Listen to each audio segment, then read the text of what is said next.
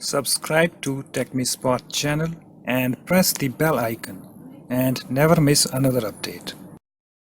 Hi guys, in this tutorial I'm going to show you how to change the default startup tab in Task Manager in Windows 10 version 1903. Okay, so let me minimize this. Okay guys, so first of all let me open my Task Manager. So for that I need to click on this search box and just do a search for Task Manager.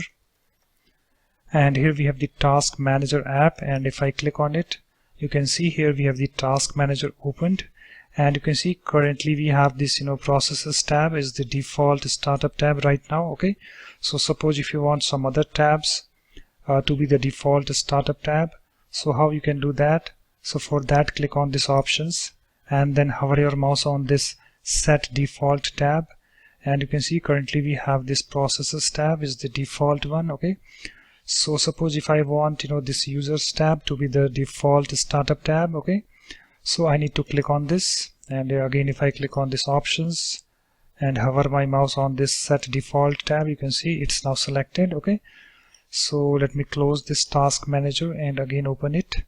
Okay, so let me click on this search box and type Task Manager, and here we have the Task Manager app. Click on it and you can see guys the default startup tab is changed. Okay, so right now we have this users tab is the default startup tab. Okay, so in this way you can change the default startup tab in Task Manager in Windows 10 version 1903. Okay guys, so that's it. Thanks for watching. If you like my videos, please support this channel by subscribing to it.